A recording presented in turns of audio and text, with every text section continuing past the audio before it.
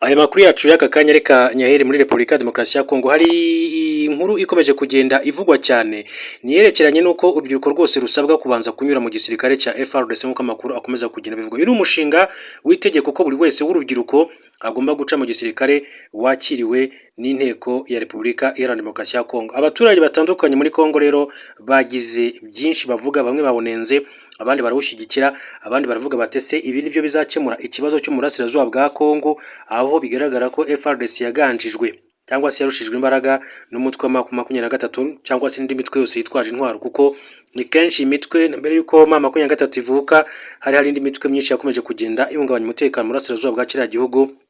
Batese uyu mushinga wuko urubyiruko rwose rugomba guca mu gisirikare cya FARDC waba ari wo uje kurangiza iki kibazo muri rusange. Ni kimwe rero mu bikomeje kugenda byibazwa byinshi mu bikubiye muri uyu mushinga, nibyo ngiye kugenda ngaruka muri aka kanya. Ariko kandi ndaza kurebera hamwe indi nkuru ivuga kuri Repubulika Iharanira Demokarasi ya Kongo, ni yuko iki gihugu nk'uko amakuru akomeza kugenda abishimangira, amadeni ya Repubulika ya Demokarasi ya Kongo mezi agera kuri 6 yarenze miliyari 14 z'amadolari y'Amerika. Presidence rero ikaba isiga umugani nk'uko amakuru bivuga. Ubutegetsi bwa Repubulika Iharanira Demokarasi ya Kongo bwagaragaje ko amadeni iki gihugu cyahawe kuva muri Mutarama kugeza muri ku itariki ya 30 Kamena 2025 yageze kuri miliyari 14 na miliyoni 330 z'amadolari y'Amerika. Hanyuma rero iki nacyo cyagarutsweho cyane, abantu benshi cyane baravuga bati iki gihugu ni kimwe mu bihugu bifite umutungo kamere, gifite amabuye y'agaciro menshi cyane yo mu bwoko butandukanye, cyakabaye kigurisha kikavanamo amafaranga, ndetse nta nubwo cyakaba gikenera inkunga z'amahanga cyangwa se ubundi bufasha. Ariko kubera ko cyamunzwe na ruswa, kubera ko amakimbirane imirwano ibera muri Burasirazuba bwa Kongo, agace kabarizwamo aya mabuye menshi cyane, ati mu by'ukuri ntabwo bajya babasha kubyaza umusaruro aya mabuye y'agaciro. Ni gute iki gihugu cyisanga mu by'ukuri mu madeni angana gutya, kandi aricyo gihugu kimwe mu bihugu ku isi bifite umutungo kamere, ngira ngo gishobora kuba nacyo cya mbere ku isi muri rusange ku bijyanye n'amabuye y'agaciro. Hanyuma rero nawe nimwe mu nkuru tuza kugaruka, turaza kurebera hamwe itangazo rya Presidence ya Repubulika ya Demokarasi ya Kongo ryashyizwe ahagaragara. Hanyuma kandi aza kubabwira ko hari intambara ishobora kuba iri gututumba hagati y'Ubuyapani ndetse n'igihugu cy'Ubushinwa, aho Ubushinwa bwatanze gasopo ku gihugu cy'Ubuyapani bushaka kwivanga mu kibazo cya Taiwan. Kugeza magingo ngaya haribazwa ngo ese iyi gasopo Ubushinwa butanze ku gihugu cy'Ubuyapani, Ubuyapani niki buraza gusubiza? Tutegereje kuza kumenya ngo Ubuyapani niki buza kubivugaho. Ariko kandi ndaza kubabwira no mu tuntu tundi inkuru ivugwa niyo umukecuru mu by'ukuri wagize gucya aza kuzuka mbere gato yuko aza gutwikwa nk'uko makuru yagiye abivuga. Ni muri Thailand, uyu mukecuru akaba yazutse ari mu isanduku, habura gato ngo umurambo we utwikwe. Byagenze bite mbere gato yuko azuka? Byose turabigaruka muri amakuru yacu ku buryo burambuye. Twihuse reka mbanze mere muri Repubulika ya Demokarasi ya Kongo mbere kuri uyu mushinga wikomeye cyane w'itegeko wuko buri wese w'urubyiruko agomba guca mu gisirikare wamaze kwakirwa na Repubulika ya Demokarasi ya Kongo. Inteko Ishinga Amategeko ya Repubulika ya Demokarasi ya Kongo yemeje ishingiro ry'umushinga wo kugira itegeko ko buri wese w'urubyiruko agomba gukora igisirikare, irawakira kugira ngo rero itangire kuwigaho nk'uko bivugwa na radio na televiziyo y'iki gihugu, Radio Television Nationale du Congo. Umushinga w'itegeko rero watanzwe na Depite witwa Misale Claude uharanira uhagarariye akarere ka Uvira muri Kivu y'Epfo, muri Inteko Ishinga Amategeko y'igihugu, usaba ko buri wese uri hagati y'imyaka 18 na 30 akwiye gukora igisirikare. Umushinga we nk'uko bivugwa na Radio Television Nationale du Congo, Misale avuga ko RDC itagishoboye kwiringira ingabo z'amahanga mu kwizera umutekano wayo. Icyo ni kimwe. Avuga ko bigendanye n'ibibazo by'umutekano n'imitwe y'inyeshyamba iki gihugu gihanganye nabyo, urubyiruko rw'abanyekongo ubwarwo rwihagije mu mubare ngo rukemure ibibazo by'ubuke bw'abasirikare. Mu burasirazuba bw'igihugu, leta ya RDC iri mu ntambara n'umutwe w'inyeshyamba wa AFC 23 kandi ihanganye n'ibibazo by'umutekano muke biterwa n'indi mitwe nka ADF na RU ndetse n'indi itandukanye. Kinshasa yagiye igerageza inzira nyinshi cyane mu kugerageza guhangana n'ibyo bibazo, muri zo harimo kongerera ingabo ubushobozi ndetse no kongera umubare wazo. Muri 2022 kandi igisirikare cyinjije abasirikare bashya barenga 10,000. Muri 2023 Perezida Felix Tshisekedi yinjije mu gisirikare urubyiruko rushya rugera ku 31 nk'uko byatangajwe n'igisirikare cya Kongo. Ingengo y'imari ya gisirikare nayo yagiye kandi yongerwa buri mwaka kuva intambara ya 2023 yatangira, kandi ikaba igikomeje. Kuwa gatanu abadepite mu Nteko Ishinga Amategeko bagiye impaka kuri uyu mushinga w'itegeko wa mugenzi wabo Claude Misale Mugomberwa bamwe rero barawushyigikira abandi barawukemanga.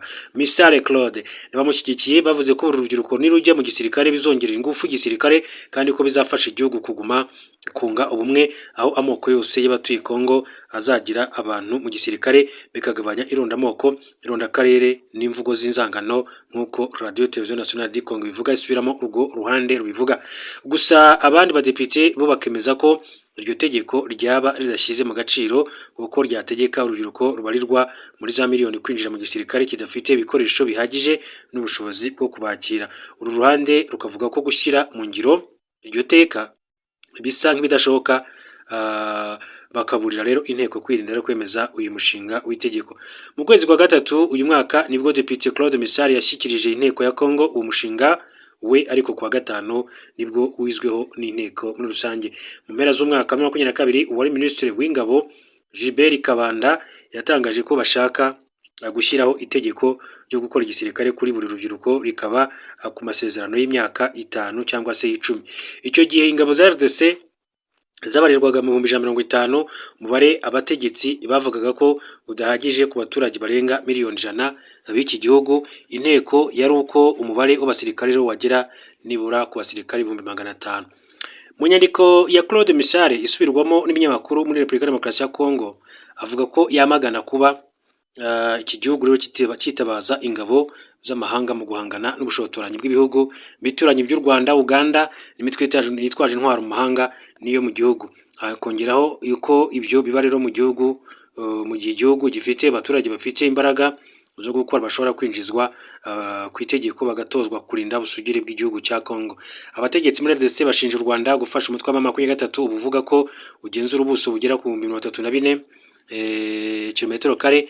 U Rwanda ruhakana ibi birego ruvuga ko rwafashe rero gusa ingamba zo kwirinda. Nyuma y'impaka mu nteko ku mushinga w'itegeko watanzwe na Claude Misare, abadepite baratoye bemeza ko ufite ishingiro ukwiye kwakirwa. Radio Television Nationale ivuga ko uyu mushinga woherejwe muri komisiyo ireba iby'ingabo n'umutekano mu nteko ngo iwigeho, ihabwa iminsi 7 kugira ngo rero itange raporo. Muri Afurika ibihugu bya Algeria, Eritrea, Mali na Maroc bifite amategeko y'uko buri wese mu rubyiruko agomba kwinjira mu gisirikare mu gihe runaka. Gusa Algeria yo iri tegeko ntireba igitsina gore, ireba nyine abagabo gusa muri iki gihugu cya Algeria. Hanyuma tukiri muri iki gihugu cya Kongo, reka mbabwire ko ubutegetsi bwa Kongo bagaragaje ko amadeni iki gihugu cyawe kuva muri Mutarama kugeza tariki 30 Kamena 2025 yageze kuri miliyari 14 na miliyoni 330 z'amadolari Amerika, kandi ko ibiro by'umukuru w'igihugu biri mu nzego zakoresheje nabi ingingo y'imari. Minisitiri w'intebe wa RDC Judith Suminwa Turuka mu cyumweru gishize yagaragarije abagize inteko ishinga amategeko ko umwaka wa 2025 guverinoma iri gukoresha ingengo y'imari ya miliyari 22,000 ndetse na miliyoni 120 z'amadolari Amerika, kandi ko muri 2026 izagera kuri miliyari 25 na miliyoni 150 z'amadolari Amerika. Suminwa yasobanuye ko mu mpamvu zituma amafaranga yiyongera harimo ko guverinoma ishaka gukomeza kongerera ubushobozi inzego z'umutekano cyane cyane gisirikare kugira ngo rero zishobore kwisubiza ibice zambuwe n'ihuriro rya AFC 23 mu burasirazuba bwa Kongo. Nubwo Judith Suminwa avuga atya, bigaragara ko hari izindi nzego nkuru za leta ya RDC zikogota cyane aya mafaranga, kuko nk'ibiro by'umukuru w'igihugu byakoresheje miliyoni 996 z'amadolari kuva muri Mutarama kugeza muri 29 Nzeri 2025. Yitezwe ko umwaka uzarangira ibi biro bikoresheje arenga cyane miliyari 1 y'amadolari mu gihe byaba byarateganyirijwe miliyoni 116 z'amadolari mu mwaka wose. Mu madeni ya RDC yafashe muri uyu mwaka harimo miliyari 8,000 na miliyoni 869 z'amadolari zaturutse hanze mu miryango mpuzamahanga nk'umuryango mpuzamahanga w'iterambere IDA, ikigega mpuzamahanga cy'imari IMF, Banki Nyafurika itsura amajyambere BAD n'ibindi bihugu. Izindi miliyari 500 na miliyoni 432 z'amadolari zaturutse imbere mu gihugu. Bigaragara ko kuva muri 2024 mu madeni RDC ifata yakomeje rero kwiyongera cyane, kuko muri uwo mwaka yari kuri miliyari 7,000 ndetse na miliyoni 390 z'amadolari agera kuri miliyari 9,000 na miliyoni 490 muri 2023 agera kuri miliyari 10,000 ndetse na miliyoni 550 agera kuri miliyari kandi 13 na miliyoni 160 z'amadolari Amerika. IMF igaragaza ko ubukungu bwa RDC bushobora gukomeza kujya habi, ikomeza kandi gusaba amadeni menshi cyane bitewe n'uko amafaranga yinjira mu kigega cya leta akiri make no kuba ubucuruzi bw'ibyoherezwa mu mahanga butagenda neza. Uru rwego rwagaragaje ko mu byagabanya ibibazo by'ubukungu bishegesha RDC harimo gukoresha ingengo y'imari nk'uko byateganyijwe, imisoro n'amahoro bikusanywa byose bigashyirwa mu kigega cy'igihugu kugira ngo rero byifashishwe mu ngengo y'imari. Akaba ari byo biba bikomeza kujya bivugwa mu burasirazuba bwa Repubulika ya Demokarasi ya Kongo ndetse no muri Kongo muri rusange. Tuce muri iyi nkuru mbabwire ko Minisiteri y'Ububanyi n'Amahanga y'Ubushinwa yatangaje ko Ubuyapani bwarengeye buvuga ko buzafasha Taiwan mu bijyanye n'igisirikare igihe iki kirwa cyaba gitewe. Minisitiri w'Intebe w'Ubuyapani Sanae Takaichi aherutse kubwira inteko ishinga amategeko y'icyo gihugu ko umutekano muke wa Taiwan ari n'umutekano muke w'Ubuyapani, ku buryo rero bushobora no gutabara mu gihe icyo kirwa cyaba gitewe. N'amagambo yababaje Ubushinwa bikomeye ku buryo rero bwahise rero butangira no kubuza abaturage babwo kujya mu Buyapani igihe hakiri umwuka mubi hagati y'ibihugu byombi. Si ibyo gusa, Ubushinwa bwandikiye umunyamabanga mukuru w'umuryango w'abibumbye Antonio Guterres bumubwira ko ibyo Ubuyapani bwakoze ari ukwica amategeko mpuzamahanga ndetse na diplomasi. Buvuga ko Ubuyapani niburamuka bufashije Taiwan bizafatwa nko kubushotora, nabwo bwemererwa rero gukoresha igisirikare mu rwego rwo kwirwanaho. Minisitiri w'Ububanyi n'Amahanga w'Ubushinwa Wang Yi yavuze ko ibyo Ubuyapani bwakoze ari kurenga umurongo utukura. Ati biratangaje kubona abayobozi b'Ubuyapani batanga ubutumwa bupfuye bw'uko bazivanga mu kibazo cya Taiwan, bakavuga ibintu batakavuze ndetse bakarenga umurongo utukura batakabaye barenga. Uyu muyobozi uvuga ko Ubuyapani nibushyira mu bikorwa ibyo bwavuze, Ubushinwa nabwo buzagira icyo bubikoraho. Ubushinwa bufata ikirwa cya Taiwan nk'icyabwo, mu gihe abanya-Taiwan bo bizera ko ari igihugu cyigenga kugeza amagingo angahe. Reka nsoreze amakuru yacu kuri iyi nkuru itangaje. Umukecuru w'imyaka 65 muri Thailand yatunguye abo mu muryango we bari bari mu gahinda bagiye kumushyingura, ubwo yakangukaga agakomanga ku isanduku yari arimo, habura akanya gato ngo ajyanwe mu irimbi atwikwe. Uwitwa Shontilo w'imyaka 35 byari byatangajwe ko yapfiriye mu rugo rwe ahitwa Phitsanulok Majyaruguru ya Thailand mu rukera rwo ku 23 Ugushyingo 2025. Mu kwizera ko yashizemo umwuka, umuryango we wamushyize mu isanduku y'umweru, bahita batangira urugendo rw'amasaha 4 rureshya na kilometero 360 berekeza ku rusengero ruherereye mu nkengero za Bangkok rukorerwamo umuhango wo gutwika ndetse no gushyingura ku buntu ku bakene. Ariko umukecuru watekerezwaga ko yapfuye byavuzwe ko yazutse ari mu isanduku ubwo imodoka yarigeze ku rusengero, bitungura abavandimwe be ubwo yatangiraga rero gukomanga ku giti cy'isanduku. Amashusho agaragaza witwa Chantilot asa n'uwanegekaye cyane ava mu isanduku yihungura udukoko twari twamuzuyeho. Mu gihe rero umuryango we wari uhagaze iruhande watangaye utabyumva. Uwitwa Monkol, umusaza wa Chantilok w'imyaka 57, yavuze ko mushiki we yari amaze imyaka 2 ari mu buriri kandi ko basanze yapfuye agana saa 8 z'ijoro ku isaha yo muri ako gace.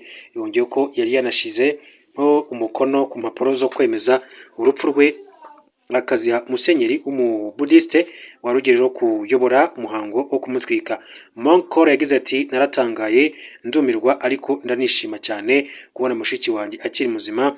Nari ngiye kugwa hasi kubera gutungurwa. Ni igitangaza kubona yongera guhaguruka. Uwitwa Tamanoni, umukozi w'urusengero ufite imyaka 27, yavuze ko yari agiye kwimurira isanduku mu cyumba cyagombaga kuberamo umuhango mugufi mbere yo kumutwika, ubwo yumvaga gukomanga n'ijwi rituje ryasaga nirisaba gutabarwa rituruka imbere mu isanduku. Ahaga abaganga bahamije ko atigeze ashiramo umwuka, ahubwo ko igipimo cy'isukari yo mu mubiri we cyagabanutse cyane. Ibyo rero umuryango we witiranyije n'uko yapfuye, kandi nyuma ntibigeze bamukorera ibizamini bihamya koko yaba yitabye Imana. Reka rero mbashimire cyane, mbifurize gukomeza kugira ibihe byiza. Turasubira mu yandi makuru masa.